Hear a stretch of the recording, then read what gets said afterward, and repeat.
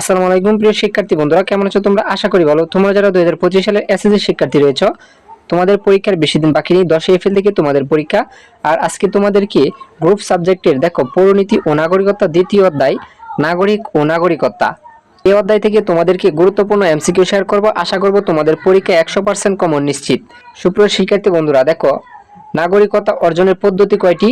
নাগরিকতা অর্জনের পদ্ধতি হচ্ছে দুটি। কোনটি? নাগরিকের সামাজিক অধিকার, মতামত প্রকাশ। পরিবার গঠনের অধিকার কোন ধরনের অধিকার? পরিবার গঠনের অধিকার সামাজিক অধিকার। দেখো তথ্য অধিকার আইন কত সালে রাষ্ট্রপতির সম্মতি লাভ করে? 2009 সালে। শব্দগত অর্থের নাগরিককে? শব্দগত অর্থে নাগরিক হচ্ছে নগরের অধিবাসী। তারপর দেখো সুনাগরিকের প্রধানত গুণ কয়টি? সুনাগরিকের প্রধানত গুণ রয়েছে দুইটি। সুনাগরিকের গুণ হচ্ছে তিনটি। সুনাগরিকের গুণ কয়টি? তিনটি। আচ্ছা, তারপর দেখো অপর পৃষ্ঠায় যেগুলা গুরুত্বপূর্ণ পরীক্ষায় আসতে পারে তোমাদেরকে সেগুলো এমসিকিউ দেখাচ্ছি। খুব সুন্দরভাবে সাজিয়েছি তোমাদের জন্য।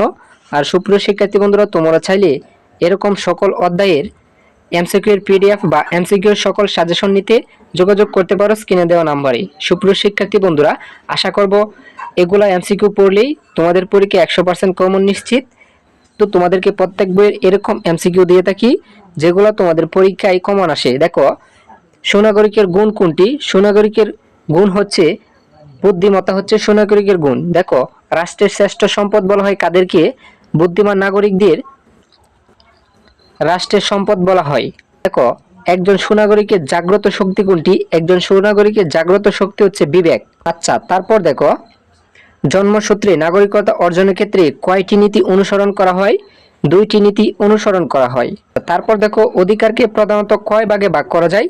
অধিকারকে প্রধানত কয় ভাগে ভাগ করা যায়? অধিকারকে প্রধানত দুই ভাগে ভাগ করা যায়। আচ্ছা দেখো নাগরিক কারা? হ্যাঁ, তোমাদের পরিণতি ও নাগরিকতা দ্বিতীয় অধ্যায়ের মূল ভাবে হচ্ছে নাগরিক এবং নাগরিকতা। এখন কথা হচ্ছে নাগরিক কারা?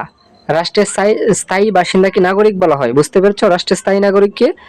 হ্যাঁ সুপ্রিয় শিক্ষার্থীরা, আজকে তোমাদেরকে পরিণতি ও নাগরিকতা দ্বিতীয় অধ্যায় থেকে দেখো বেশ কিছু এমসিকিউ রয়েছে। তোমাদেরকে সবগুলা দেখাইছি না, তোমাদেরকে শুধু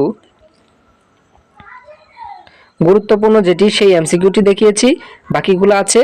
আর সুপ্রিয় শিক্ষার্থীরা, তোমাদেরকে পরবর্তীতে আরও বাকি অধ্যায়ের এমসিকিউ এরকমভাবে দেওয়া হবে। সুপ্রিয় শিক্ষার্থীরা, তাই চ্যানেলটিকে সাবস্ক্রাইব করে সাথেই থাকো পরবর্তী এরকম আরও ইম্পর্টেন্ট এমসিকিউ পাওয়ার জন্য।